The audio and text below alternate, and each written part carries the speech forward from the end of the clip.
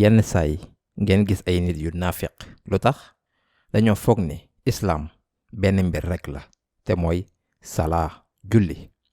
yaa ngi julli jeex na àjjana direct. lan àjjana maa ngi julli 5 yoon ci bis bi kon mat na. yéen a ngi julli 5 yoon ci bis bi sant leen yàlla. moytu leen julli yomb na waaye aar julli boobu moo fukki yoon gën a jafe.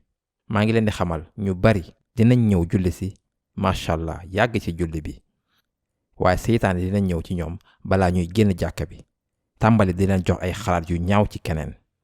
ngeen gis keneen di julli boo leen di génn ci jàkka bi rek ngeen xalaat seen biir waa ji day sóob rek xool ko dafay yiw lu kese dafa war a mel ni man ñëw bis bu ne ci waxtu bi ñëw taxaw ci kanam di tari ànd ak imam bi. loolu moo gën.